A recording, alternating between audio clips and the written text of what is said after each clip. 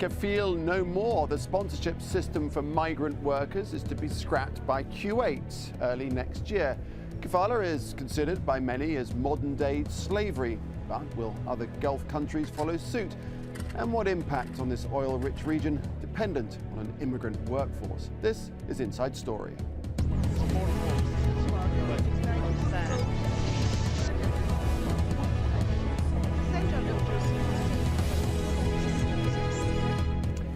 Hello, welcome to the programme. I'm Nick Clark. Kuwait has followed Bahrain and abolished the much criticised sponsor system known as kafala. The Minister of Social Affairs and Labour said we will eliminate the sponsorship system in February to coincide with the launch of the Labour Affairs Authority. This will be our gift to expatriates on the occasion of Liberation Day. Now, the practice, which has been likened to slavery by some, requires that all non-nationals must be sponsored by Kuwaiti employers, thus keeping them at the mercy of their bosses. And indeed, right across the Gulf region, or the GCC as it's known, there's an extremely high proportion of foreign workers among local populations. Migrant workers make up 87% of the population in Qatar, for instance, and in the United Arab Emirates. Dubai alone is believed to house nationals from more than 100 countries. In Kuwait, 69% of the population made up of foreigners. Bahrain's population consists of 49% of foreign nationals. There's 30% in Oman and approximately 25% right now in Saudi Arabia. Well, joining us to talk about this are our guests in Riyadh. Fawaz al-Alami, who's the former chief Saudi technical negotiator with the World Trade Organization.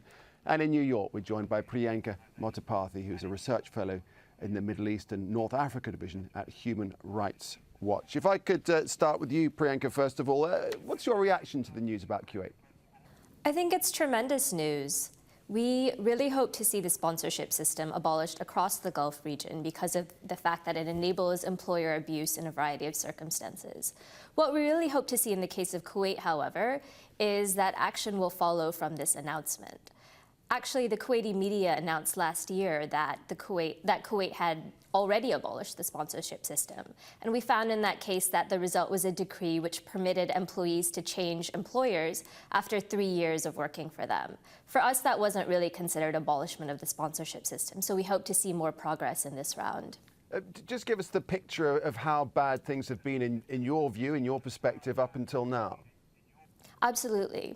I think one thing that would be helpful for viewers is to first sort of decode what we mean when we talk about the sponsorship system. The sponsorship system is a series of immigration laws that prevent workers from quitting their jobs without their employer's permission, that can make it a crime to quit jobs and leave an employment without the employer's permission. It prevents workers from switching jobs without their sponsor's permission, and it can make it very difficult for them to leave countries without an employer's permission. So all of these regulations combined have the effect of keeping them in employment even when they're subject to abusive conditions or not paid their wages. Now, as I say, Bahrain, Priyanka, paved the way in the banning of kafala last year in 2009. Was it something that was hard to implement, as far as you know? Absolutely. I think it was very difficult to implement. And from the research Human Rights Watch has done in Bahrain, employees have still had difficulty changing jobs and leaving Bahrain despite the changes in the sponsorship system. I think Bahrain has been the most receptive to making reforms, to making implementation easier, to making the system more accessible to workers. But I think that they've also seen over the past year or so how difficult that's really going to be when you have millions of foreign workers in your country and really need to inform them of the changes in the laws, of where they're able to go to access their rights, of where they're able to go to really take advantage of these new legal changes. I think that we've already seen that there are challenges in the implementation. So it's a start from your point of view, but more work needs to be done. Exactly. Okay. Bahrain. All right. Let me bring in Fawaz al-Alami in Riyadh. Fawaz, it sounds like it seems pretty important that all Gulf countries follow the line that Bahrain has taken, that now Kuwait is promising to take in February. Well, it's a good move in Kuwait. As you know, that this issue per se falls under one of the four one of the four items of the movements of natural persons in the WTO agreement, in the GATS agreement. And every country has the right to do what it thinks is good for its nationals and expatriates. In Saudi Arabia, in fact, on the 10th of April 2001, we issued the new foreign investment law, which said that all foreign nationals who are investing in Saudi Arabia, they can have their sponsorship on the investment itself. So the project that they have invested in can be their sponsor. So in effect, the issue of sponsorship has been eliminated in Saudi Arabia in relation to foreign direct investments in Saudi Arabia. But well, you say that, I mean, you can talk about legalities, but as we've heard, a lot of the world, a lot of the criticism, including that coming from Human Rights Watch, likens the whole issue of sponsorship to slavery, to modern day slavery. That's true, but when you have in a country, as you have mentioned rightly at the beginning of the program, that approximately 85% of the UAE population is made out of non-nationals, and in Saudi Arabia 25%, going up to the 27 and 30%, and so on, you really need to have some rules and regulations to control the movement of natural persons. Okay, so what do you say about this then? In June, the US State Department issued a report saying that employers using the kafala process, the sponsorship process, they used it to abuse workers and named 2 countries as the worst offenders. One was Kuwait, and we can put that to one side for the time being, but the other one was Saudi. What do you say about that? Well, you see, everybody can have his own report on what's going on in the other parts of the world. I can have reports on what's going on in Guantanamo, for example. I can have reports on what's going on in other parts of the world. But that does not mean that I am 100% correct of what I am portraying here. What I am trying to say is that you need to have rules and regulations to control the movement of natural persons. And all developed countries have these rules one way or the other. When I apply to the US Embassy or to the British Embassy or any foreign embassy for a visa to enter their country, then I have to specify who is going to be the person who I am going to be related to when I go to that country. Is it a company? Is it a person? Even if it is a hotel, I have to specify the name of the hotel, where I'm staying, and what I'm doing. Yeah, but what you're saying is, Fawaz, with respect, what you're saying, you're getting away from the kind of the human issue of this, the fact that a lot of the migrant workers are getting abused, that people, some maids are getting raped, people are being attacked, people are being held hostage in some cases. There are some terrible things going on. That happens everywhere in the world, sir. It does not happen only in Kuwait or Bahrain or Saudi Arabia.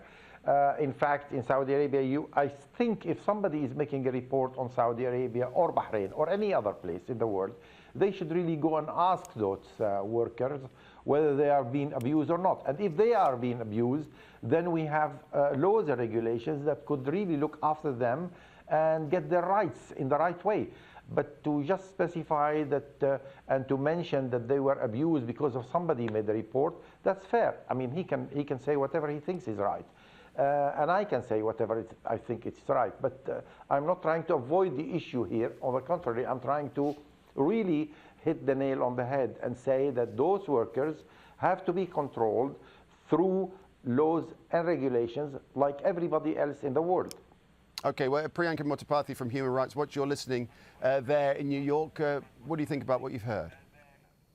Well, the first thing that I would say is that the difference between the sponsorship system in the Gulf and sort of sponsorship regulations you see under immigration laws in other parts of the world is that in the Gulf, you really see a tremendous amount of power delegated to employers. So whereas you might have a sponsor for your job in the United States or Great Britain, you still have the ability to quit that job and to leave the country without your employer's permission. That isn't what we've seen in certain countries in the Gulf.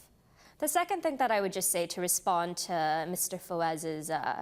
Fawaz's statement about the need to control foreign workers, I absolutely agree, but at the same time, when you have such a huge proportion of workers, the possibility for their rights to be abused is tremendous. And I think that's what we've seen in Human Rights Watch reporting in various countries. We've interviewed workers in Bahrain, in Kuwait, in Saudi Arabia. I know that in Bahrain and Kuwait, we've interviewed almost 50 workers. And in each of these cases, we've found that not only are workers facing certain abuses like non-payment of their wages, employers who don't respect their contracts, and physical and sexual abuse, but then that when they run into these problems, the structures and laws that are in place to protect them really haven't been coming to their aid. They really haven't been protecting the workers in the way that they're supposed to be protected. So Dr. Fawaz, what about the structures and laws, say, in your country, in Saudi Arabia? Are there structures and laws in place that work effectively to help people when there are problems? Oh, sure. Oh, sure. There are lots of places in Saudi Arabia and lots of laws and regulations that can really look after the foreign workers and the international expatriates that we have from 121 countries. And in fact, they can go to these places and they can complain and they can get their rights in place. But you know, when you have, you're going to have some abuses, you're going to have some problems in countries where you have 121 nationalities. But that doesn't mean that I have to abolish a sponsorship program because the sponsorship program means that I, as a Saudi, I have to make sure that the government has to make sure that I'm looking after the people I'm sponsoring. They have to make sure that I'm getting them the right insurance, medical insurance. I'm giving them the right salaries. I am registering them in the immigration, and I'm doing all what I can to look after them.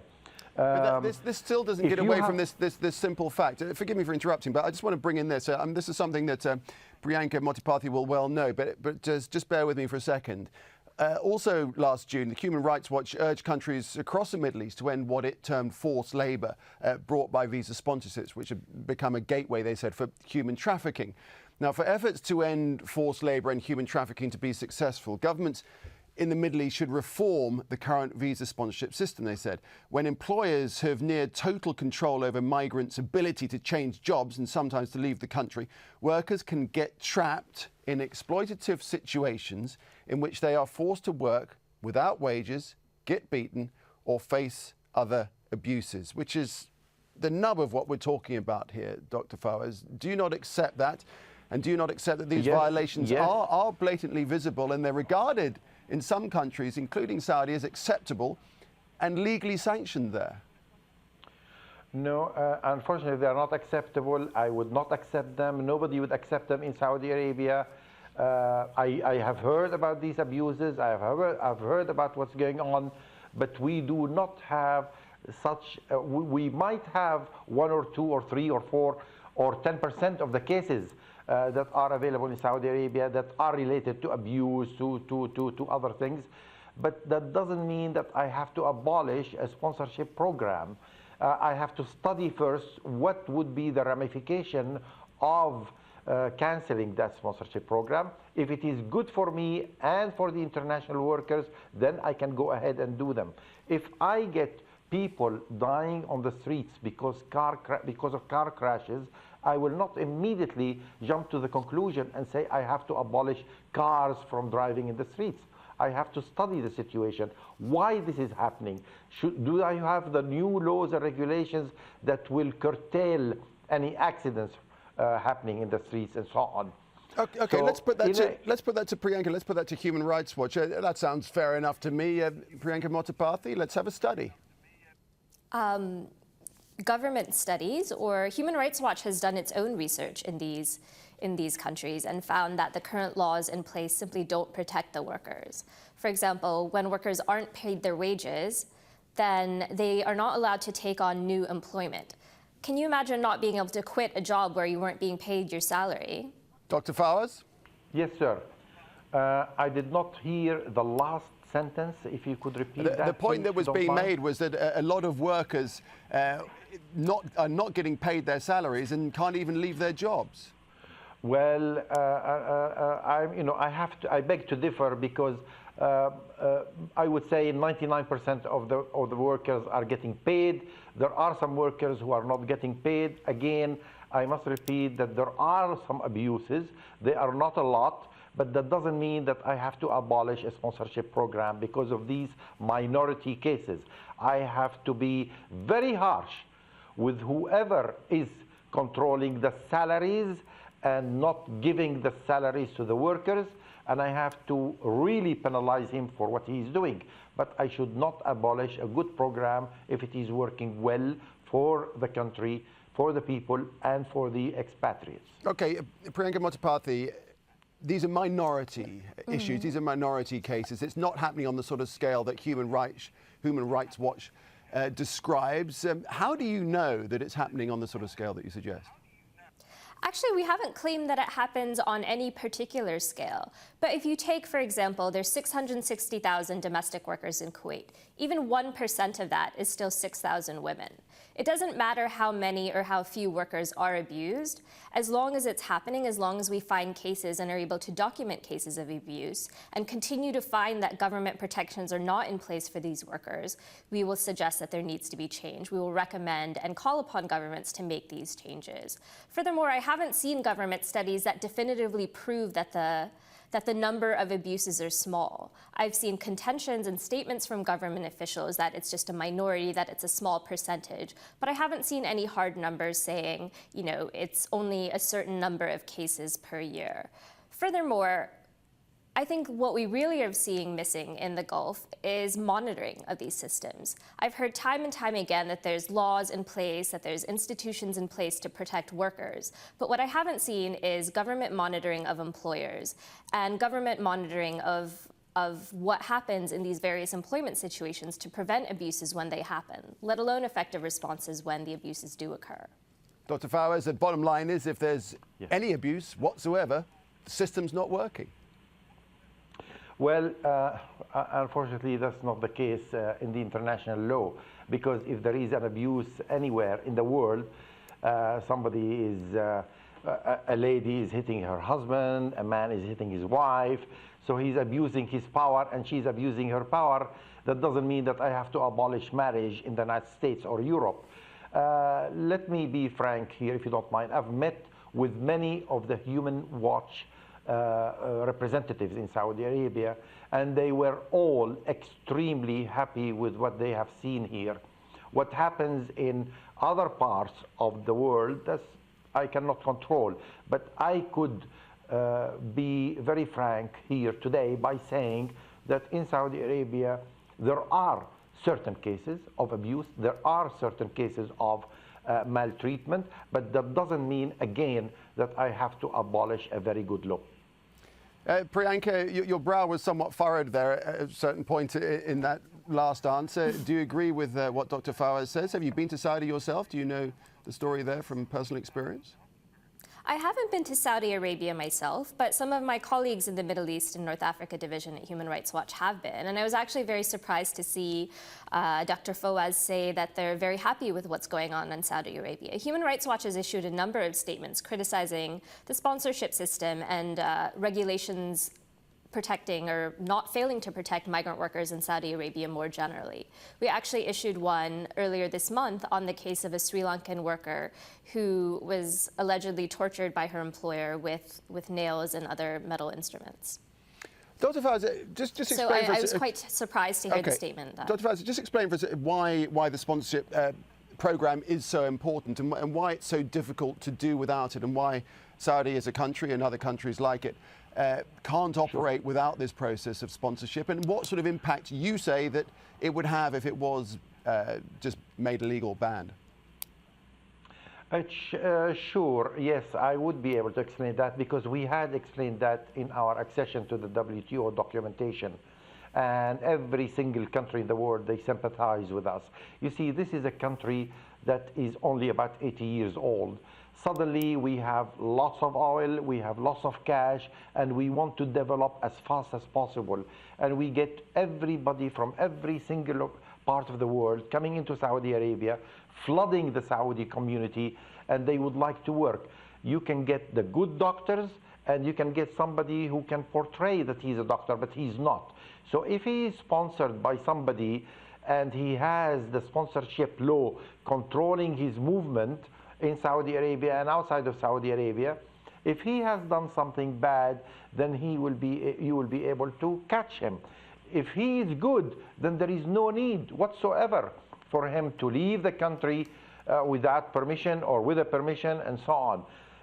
These issues are related to those people who are going to abuse the friendly atmosphere and the generosity of the Saudi community when they open up their arms and get everybody from all over the world. The law, it seems to me, is all about protecting the employer and not giving any protection to the employee. Isn't that right?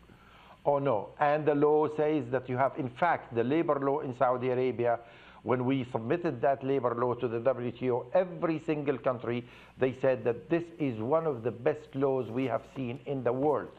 But are you going to be able to execute that law? And this is the crux of the matter, is whether we will apply that law, and it will be in an equal rights to the employer and employee as well. Dr. Fawaz, I'm just going to jump in there because we're just running out of time. There's just one more point I just want to make and put it to Priyanka in New York.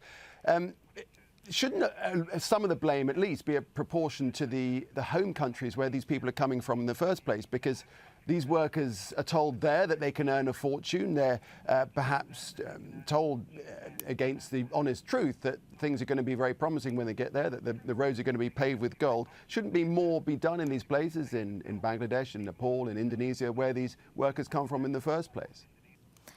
Absolutely, and Human Rights Watch has called upon the sending countries, the countries that send migrant workers to the Gulf as well, to protect their workers, to inform them of their rights, and to provide them with resources both before they go and once they're in the country. However, that doesn't change the fact that the sponsorship system delegates to private employers and private individuals the responsibility of monitoring whether or not these rights are enforced.